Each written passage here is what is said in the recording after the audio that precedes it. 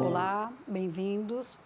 Vamos continuar aqui com o nosso tema nesta aula, que é, hoje, nós vimos na aula passada, os jogos de papéis, né, o faz de conta e a importância no desenvolvimento e na aprendizagem das crianças.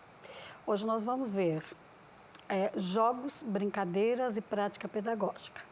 Identificar como o brinquedo pode ser incorporado nas práticas pedagógicas para promover o aprendizado e o desenvolvimento.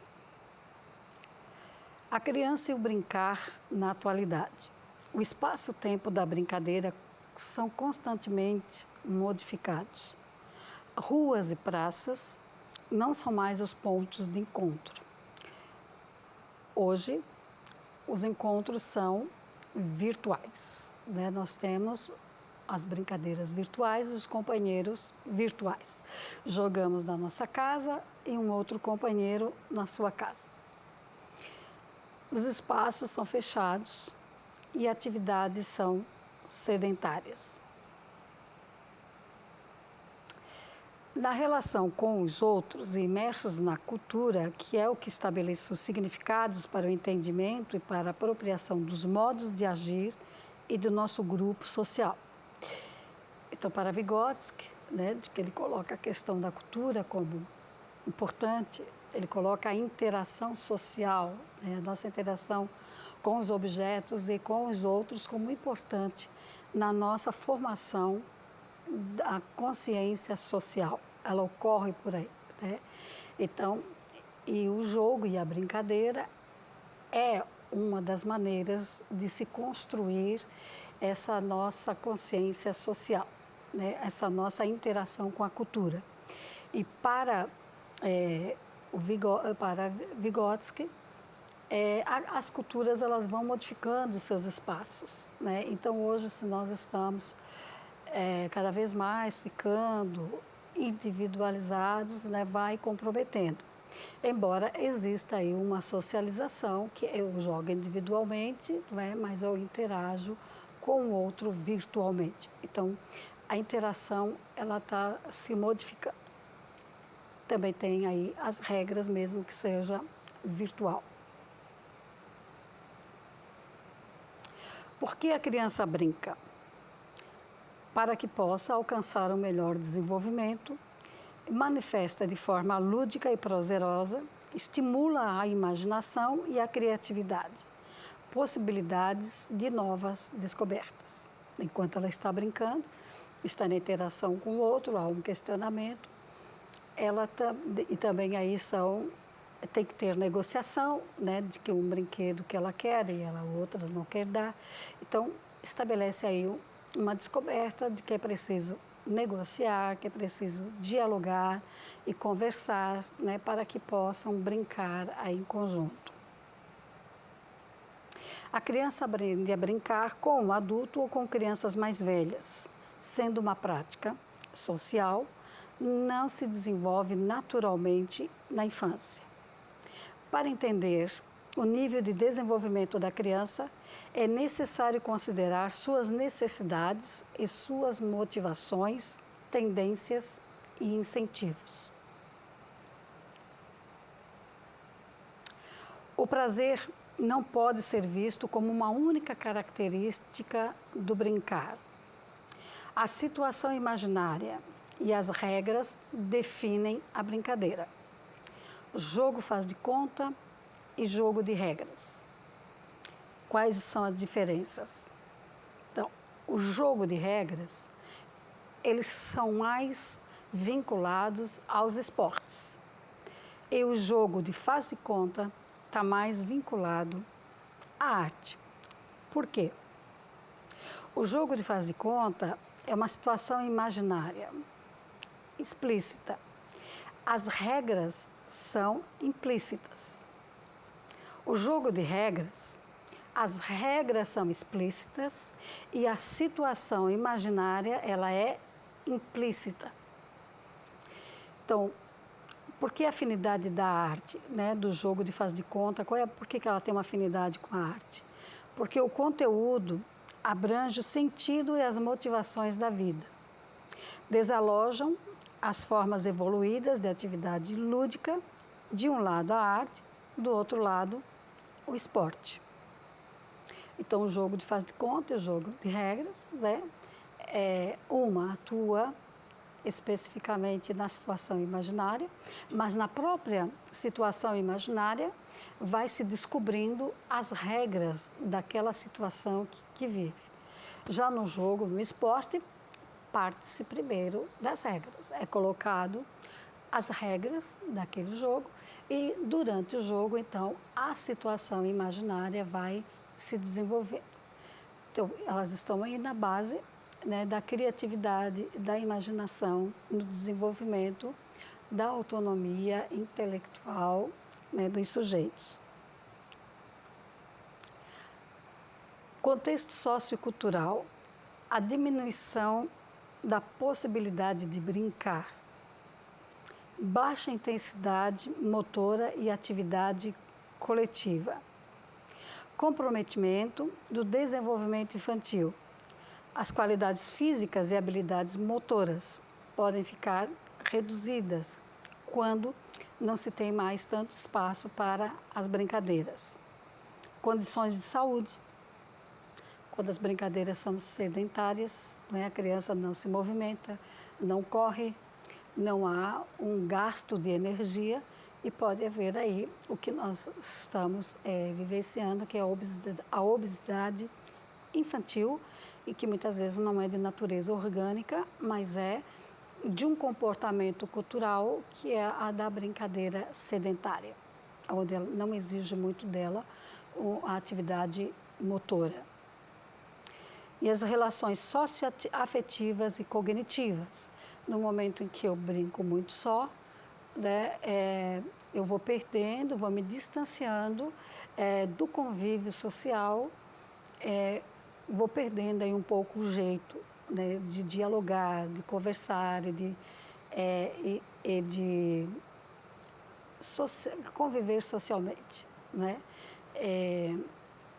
Vai perdendo um pouco o sentido a conversar com o outro, porque o meu prazer está naquela minha brincadeira, eu com o aparelho, seja o computador, seja o jogo, né? Eu vou entrando em um outro nível de realidade e que aquele nível de realidade vai me dando prazer e ao conviver com uma outra realidade, que é com outra pessoa, de brincar com outra pessoa, de negociar com outras pessoas, vou perdendo um pouco o jeito e vai perdendo um pouco o sentido para as pessoas, né? De conviver com os outros.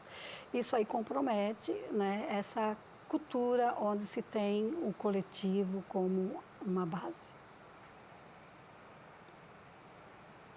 A forma de brincar também se modifica na cultura digital, né? Então, com a cultura digital, o nosso brincar é diferente, né? É diferente do brincar na rua, né? De jogar bola na rua, de correr na rua, né? Ou mesmo que se brinque de futebol dentro de uma quadra, você já está com um espaço mais fechado, né? Você não tem tanto espaço mais aberto para conquistar. Então, toda essa relação que você vai tendo com o espaço vai modificando a forma de brincar e vai criando uma outra cultura da brincadeira. As crianças mais privilegiadas preparam-se para o futuro, né? Brincam e jogam no computador e no celular. Então, essas crianças, sim, elas já estão se preparando para aquilo que já existe, que é a cultura digital, né, e que os instrumentos, né, que Vygotsky falava, que o homem vai criando e que vai estabelecendo aí uma relação com a cultura, ela vai se modificando, né, na cultura digital, né, que vai nos trazendo aí o mundo da internet, então o comportamento das pessoas, a maneira de se relacionar, se modifica dentro dessa cultura digital. Forma um público de consumidores de jogos eletrônicos. Então, a criança que antes não era um foco do comércio, hoje ela já é tratada como consumidores, né? E formam um número muito grande de consumidores, especialmente de jogos eletrônicos ou de outras vendas, que hoje as empresas fazem vendas online e fazem venda de outros produtos, né, para as crianças, e as crianças dominam, né, a cultura digital, elas aprendem rapidamente a dominar os aplicativos, né, de venda online, e elas são aí hoje tratadas, né, como consumidores dentro dessa cultura digital.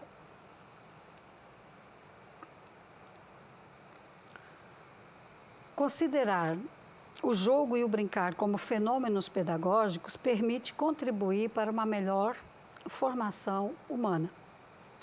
Manifestação lúdica e prazerosa que promove uma aprendizagem significativa. E também colocar o brincar e o jogo dentro do planejamento escolar passa a ser uma atividade revolucionária, né, dentro aí dessa cultura digital. Então, a escola, ela ainda pode, claro que vai introduzir os alunos na cultura digital, mas pode resgatar, né, brincadeiras de outros tempos, né, como forma de conhecimento, como forma de brincar e de desenvolver a sua aprendizagem e de desenvolvimento da sua ação motora, né? Então, e muitos jogos mesmo do mundo digital, ele resgata, né? Ele não foi construído a partir do nada, né? Ele resgata brincadeiras e jogos tradicionais que fazem parte aí da história da humanidade ou da cultura de uma cidade, da cultura de um estado, da cultura de um país. Aqui nós vamos repetir, né, que o jogo e a brincadeira, para Vygotsky, criam, né, uma zona de desenvolvimento proximal. Faz de conta, ajuda a criança a separar objeto de significado. Regras fazem com que a criança se comporte de maneira mais avançada e também, pelas regras do jogo, elas se comportam e vão compreendendo aí o conviver com o coletivo, né? A de respeitar o tempo do outro, a de ter compromisso. Então, ela vai aprendendo também, não só no jogo, mas também vai tendo uma disciplina para conviver com as pessoas e com os objetos e com a natureza. Criar espaço na escola para o jogo e a brincadeira como possibilidades de construção do conhecimento como expressão lúdica. O lúdico é uma das formas de se chegar ao conhecimento.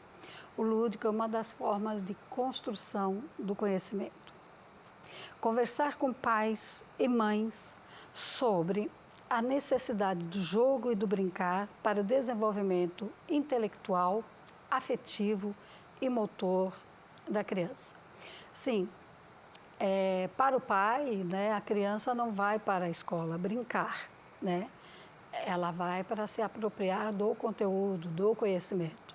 Então, é preciso também um diálogo com os pais para que eles também entendam qual é a importância do jogo e da brincadeira na construção do conhecimento, na apropriação dos conteúdos, da formação humana, na formação aí de uma autonomia intelectual, de que ele vai se constituindo como um sujeito, né, que saiba pensar, que introduz no seu pensamento o lúdico, né, uma sensibilidade.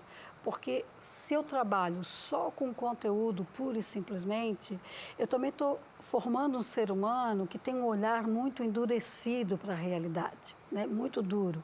Então, nós também precisamos de sujeitos que tenham uma maior sensibilidade para com a natureza, para com uma relação com o outro, né? E consigo mesmo. E o jogo e a brincadeira, que desenvolve aí o lúdico, a imaginação, fazem parte da natureza humana e precisam ser desenvolvidas para ter uma formação integral do sujeito, tanto cognitivo, como afetivo, como motor.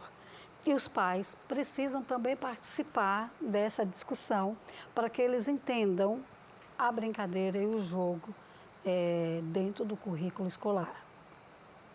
A valorização do brincar acontece de modo mais enfático nos discursos do que no cotidiano da criança no espaço escolar. Kishimoto, que é autor aí sobre jogos e brincadeiras no contexto escolar, diz o seguinte: a educação infantil foi inserida na educação básica, portanto, seus profissionais requerem o mesmo tratamento dos outros que nela atuam. É preciso eliminar o preconceito arraigado na tradição brasileira, como o de que o profissional que atua com crianças de 0 a 6 anos não requer um preparo acurado, equivalente a dos seus pares de outros níveis escolares, o que demonstra o desconhecimento da natureza humana e de sua complexidade, especialmente do potencial do desenvolvimento da faixa etária de 0 a 6 anos. Então, o professor precisa desse preparo, precisa desse conhecimento científico do desenvolvimento humano, dos 0 aos 6 anos, desse conhecimento dos 0 aos 6 anos, da importância do brincar e do jogo, que tem aí um conhecimento científico. Então, não é o brincar apenas como uma distração, mas que o professor tem um olhar mais acurado para quando as crianças estão brincando, poder interpretar as brincadeiras e como elas estão acontecendo, visando aí o desenvolvimento humano, o desenvolvimento da autonomia intelectual, desenvolvimento do cognitivo, do afetivo e do motor. Muito obrigada a todos e até a próxima aula.